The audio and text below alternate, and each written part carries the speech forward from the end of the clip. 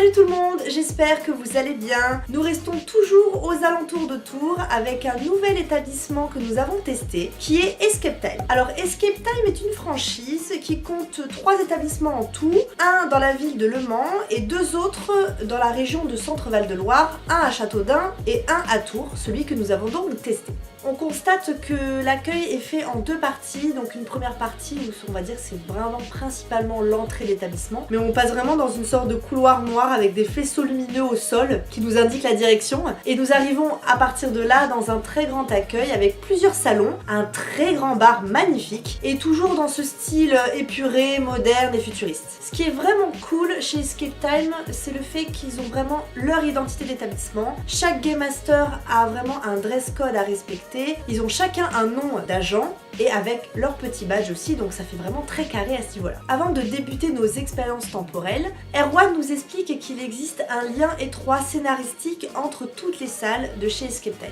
Du coup, nous apprenons qu'un agent alpha, Vincent Lenoir, a trahi l'agence et se balade un petit peu dans différentes époques pour mettre un petit peu le bazar. Nos missions sont de voyager à travers le temps pour essayer d'attraper ce traître. Sachez que vous n'avez pas besoin de faire les salles dans un ordre précis. Par manque de temps, nous n'avons testé que 3 scénarios chez Escape Time, mais ils en proposent 5 en tout. Nous enchaînons directement sur la présentation des 3 salles que nous avons testées, qui sont Bunker Siberia, Time Lab et Escape Circus.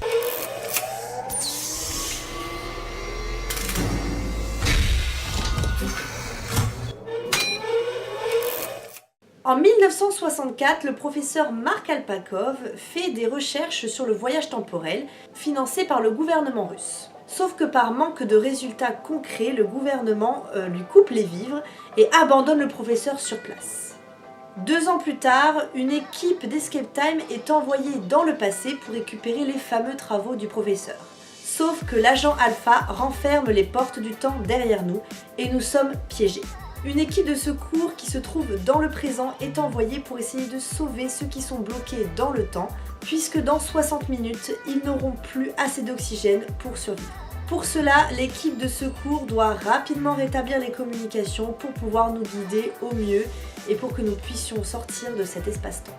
Alors cette salle, c'est un vrai coup de cœur, pourtant c'est pas forcément le style de thème qui m'emballe le plus, mais j'ai été vraiment transportée par le décor et par l'immersion. D'ailleurs c'est une salle qui est jouable de 5 à 10 personnes, puisqu'elle propose vraiment un style de jeu très différent de ce qu'on peut être amené à rencontrer, et on a eu la chance que l'établissement Escape Time nous autorise exceptionnellement à jouer à 4. Alors ce n'est pas du spoil puisque c'est marqué sur le site d'ailleurs, nous avons dû former 2 équipes de jeu. Une équipe qui se retrouve du coup dans le présent dans la salle de contrôle d'Escape Time et une autre qui est envoyée directement en 1966 dans le bunker d'origine. Alors moi personnellement je me suis retrouvée avec ma collègue Fanny du blog 3100 secondes. D'ailleurs je vous remets le lien dans la description de leur blog. N'oubliez pas, ils sont top, allez voir. Du coup, nous nous sommes retrouvés toutes les 2 dans le bunker Siberia de 1966 et nos 2 compères se sont retrouvés dans la salle de contrôle d'Escape Time dans le présent. En ce qui concerne le décor du bunker, il est juste splendide. On est dans une ambiance très années 60, très intimiste et surtout on sent qu'on est vraiment seul au monde. Puisque nous avons eu la chance, après notre session de jeu dans le bunker, d'aller voir un petit peu la tour de contrôle, je peux vous confirmer aussi qu'on est encore sur une déco de malade. Très différente du bunker évidemment, puisqu'on n'est pas du tout à la même époque, mais vraiment une salle de contrôle très futuriste et vraiment magnifique, splendide. En tout cas, bravo pour cette reproduction très proche de la réalité, d'un bunker sibérien complètement mis à l'abandon avec des objets d'époque. Vraiment bravo, avec pour ma part, aucun anachronisme dans cette salle. Alors le jeu pour cette salle, c'est vraiment un bon mélange entre manipulation, réflexion et logique. Alors oui, il y a de la fouille en effet, mais ça c'est comme dans tous les escape games. Elle n'est pas omniprésente, elle reste vraiment très accessible. Ce que j'adore, c'est vraiment que cette salle est centrée sur la communication et la coopération. Chaque salle ne se retrouve pas forcément à devoir exécuter les mêmes choses, mais ce qui est vraiment bien, c'est que les actions de l'une impactent vraiment sur l'autre salle. On a une différence vraiment de style d'énigme entre les 2 salles. On va dire que dans le bunker, c'est principalement manuel, manipulation, ainsi que quelques cadenas, alors que dans la salle de contrôle, c'est davantage des mécanismes, on va dire, beaucoup plus technologiques. Pour le coup, c'est vraiment une salle qui est faite pour les team building, donc si vous souhaitez avec votre CE participer à une salle, à tester un scénario sur tour, je vous conseille fortement le bunker puisqu'il vous pousse vraiment à vous écouter et vraiment à souder la cohésion de groupe, c'est vraiment super. On ne sort en aucun cas de l'immersion dans laquelle on est plongé, on reste vraiment dans notre univers. Tout est là pour vraiment nous garder dans l'ambiance, que ce soit les musiques, le son, les décors, l'histoire, absolument tout. Et vraiment ce concept de séparer deux équipes tout au long du jeu, moi je trouve que c'est vraiment un pari risqué mais en même temps très très bien réalisé, donc bravo à vous. Pour la note, j'ai décidé de mettre un 20 sur 20 sur cette salle parce que je trouve qu'il n'y a vraiment strictement rien à redire. Tout est présent, tout est là, c'est vraiment un super boulot. Le fait qu'on nous plonge vraiment dans deux univers différents, qu'on nous prive, qu'on nous frustre un petit peu, on va dire, de ne pas pouvoir tout voir, moi je trouve que du coup ça rend vraiment l'expérience hyper réelle. Le fait qu'il y ait quand même un lien intrinsèque, on va dire, entre les deux salles, ça prouve vraiment que la proposition est vraiment unique en son genre. Alerte. Dépressurisation atmosphérique. Évacuation immédiate du personnel. Dans cette aventure, nous sommes envoyés dans un laboratoire et nous devons à tout prix éviter l'invasion d'infectés. C'est une salle qui centre son jeu vraiment sur une dimension très interactive puisqu'on est amené à faire des choix qui auront de réelles répercussions sur le déroulement de notre aventure. On apprend au moment du brief qu'en fait il y a des chemins facultatifs et qu'il y a plusieurs salles et qu'en fonction des choix que nous serons amenés à faire, nous ouvrirons ou pas ces différentes salles. Du coup, il est vrai que ces choix influent sur la difficulté de la salle. En fonction du challenge qu'on souhaite se fixer, la salle est du coup plus ou moins compliquée, même pour des joueurs très expérimentés. On est encore sur des décors fabuleusement bien faits et très réalistes. J'avais vraiment l'habitude des laboratoires un petit peu étroits où quand on a pu y jouer à 4-5, on se marchait un petit peu dessus. Et là, on est vraiment sur un labo immense. Personnellement, quand on est rentré dedans, on ne savait même pas où donner de la tête tellement c'était grand. Scénaristiquement parlant, c'est le top du top. On est encore sur un super scénario, une super histoire ficelée à merveille. Pourtant, c'était vraiment pas évident de se lancer quand même dans un thème assez redondant, et je parle vraiment des deux aspects du thème. Autant le thème laboratoire que le thème un petit peu apocalyptique, zombie, infecté. C'est quand même deux thèmes qu'on peut rapidement associer à d'autres escape games parce que c'est pas forcément quelque chose de super original. Mais la construction et la réalisation est tellement folle qu'on oublie tous les autres escape games qu'on a pu tester sur plutôt le style laboratoire comme sur le style un peu apocalyptique. Ce que j'ai beaucoup apprécié également, c'est que le Game Master, d'ailleurs au passage on salue sa performance, est vraiment très imbriqué dans le jeu et vraiment très en lien avec nous, et il y a vraiment une dimension très interactive entre lui et nous. Il porte vraiment une double casquette, celui d'abord d'un agent d'Escape Time qui est là pour nous guider, mais en plus de ça, il joue aussi le rôle d'une intelligence artificielle qu'il ne faut absolument pas négliger.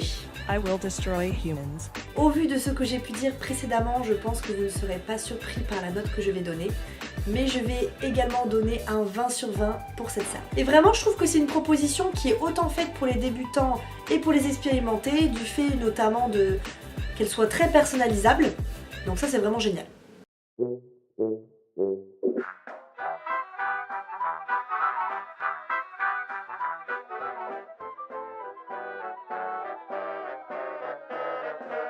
Suite à des informations qui nous ont été parvenues, comme quoi le complice de l'agent Alpha se cacherait dans une troupe de cirque, nous sommes envoyés par l'agence Escape Time en 1932 pour essayer de détecter et de trouver ce fameux complice caché. Pour le coup, très différent des deux salles précédemment testées, toujours une continuité dans l'histoire avec ce fameux agent Alpha qui se balade un petit peu partout. On est sur un thème cirque, et qui dit cirque dit amusement, acrobatie, folie, et du coup on joue juste le jeu parce qu'on a juste envie de jouer le jeu, et l'ambiance est vraiment s'y prête énormément. On a d'ailleurs une petite musique un petit peu festive qui habille subtilement cette salle. J'ai juste été complètement surprise et vraiment éblouie par la proposition de salle qu'on était en train de nous faire. Et quand on vous parle d'un thème sur le cirque, vous allez réellement vous trouver sous le chapiteau d'un cirque. C'est vraiment pas une blague, c'est un truc de fou. C'est vraiment extraordinairement beau. Franchement, je m'attendais pas en entrant dans cette salle à tomber sur quelque chose d'aussi magnifique. Les jeux et les énigmes de cette salle sont plus traditionnels par rapport, on va dire, à des énigmes un peu plus inédites qu'on a pu tester dans les autres salles. Mais c'est très fluide, ça fonctionne vraiment très bien à ce niveau-là, donc il n'y a rien à dire. Au niveau du scénario, on est bel et bien des agents, on est vraiment envoyés par Escape Time. Alors certes, c'est le cas dans les autres thèmes, mais là, il y a vraiment cette dimension enquête qui nous rapproche vraiment de l'identité, on va dire, d'agent qu'on peut avoir chez Escape Time. Avec toutes les informations qu'on récolte, du coup, ce qui est intéressant, c'est qu'on a cette petite pointe de stress. Parce qu'à la fin du jeu, eh ben, on doit faire une accusation d'après tout ce qu'on a pu retrouver dans cette salle. Donc ça, on va dire que c'est le petit moment un petit peu stressant, on va dire, pour savoir si la déduction a été bonne. Malgré l'amusement que peut provoquer cette salle, parce que je vous avoue, petit aparté, quand nous sommes rentrés dans la salle, on a mis 2 bonnes minutes à se mettre dans le jeu, parce qu'on était tellement sur les fesses de ce qu'on était en train de voir, qu'on s'est mis à courir partout, à jouer. Bon, après on s'est mis dans le jeu, mais c'est vrai que du coup elle attire, elle pousse à l'amusement et à faire un petit peu les fous, mais en même temps elle demande beaucoup de concentration, beaucoup d'organisation, donc un très bon mélange, vraiment super. Pour la note sur Escape Circus, j'ai décidé de mettre un 19 sur 20. Alors ça reste une très bonne note, certes. On va dire que je sanctionne d'un point juste le fait que le scénario soit assez léger. Mais après, sur tous les autres points de la salle, que ce soit au niveau des jeux, de l'immersion, des décors, on est vraiment sur une salle très qualitative. La grandeur et la splendeur du lieu est vraiment indiscutable, donc pour moi, c'était vraiment un très beau défi que de faire une salle sur le thème du cirque, parce qu'on s'attend à quelque chose de splendide, et franchement à ce niveau-là, il n'y a rien à dire. Il est enfin temps de retrouver Erwan, l'un des gérants d'Escape Time, qui a accepté de jouer le jeu des questions-réponses pour notre plus grand plaisir. Je vous souhaite un bon visionnage. On trouvait que c'était novateur, original, vraiment dans le côté divertissement. Nous on vient du milieu du jeu et on trouvait que c'était une nouvelle approche du jeu et également du côté immersion aussi, que ce soit dans la lumière, le son, enfin il y avait plein de choses à développer en tout cas. Au moment on a la trentaine, c'est un défi, pourquoi pas. Ce qu'on met en avant, c'est l'immersion. On essaye vraiment que déjà dès qu'on franchit les portes d'Escape Time, on soit dans un autre univers, d'avoir quelque chose d'assez homogène et un fil rouge, vraiment sur ce côté d'agence de voyage temporel. On essaie de faire vraiment les choses bien sur le décor et l'immersion, des rebondissements au cours de l'aventure. Et je pense que c'est ça qui peut effectivement faire notre plus. Que ce soit le Silver Express, le cirque et le timelapse sont uniquement ici, et le Siberia également. La meilleure agence de voyage temporel. Espace de jeu, qualité des décors et profondeur des scénarios, pour moi c'est vraiment l'identité d'Escape Time dans toute sa splendeur. C'était vraiment une superbe expérience dans cet établissement qui est pour moi la meilleure franchise que j'ai été amenée à tester. Si vous allez à Tours et que vous avez envie de faire des escapes, je vous conseille vraiment d'au moins tester une salle chez eux. À vous de voir quel thème vous emballera le plus. Personnellement, nous n'avons pu tester que ces 3 salles, mais nous espérons vraiment que nous pourrions repasser, vous faire un petit coucou pour pouvoir notamment tester le manoir des sœurs Aubépine ainsi que le Silver Express. Sur ces belles paroles mes amis, il est déjà temps de nous quitter, la chronique est déjà terminée. J'espère qu'elle vous aura plu, que vous aurez appris des choses et que surtout ça vous donnera envie d'aller vadrouiller jusqu'à Tours pour tester ces salles. N'oubliez pas de laisser un pouce bleu en bas de la vidéo pour m'encourager et surtout à vous abonner à la chaîne si vous souhaitez suivre les prochaines chroniques. Vous pouvez également activer la cloche des notifications, comme ça vous recevrez directement un petit message qui vous préviendra quand j'aurai sorti une nouvelle chronique. Sur ce, chers amis joueurs, je vous fais plein de gros bisous, je vous dis à très vite et sachez que je ne loupe rien. Ciao!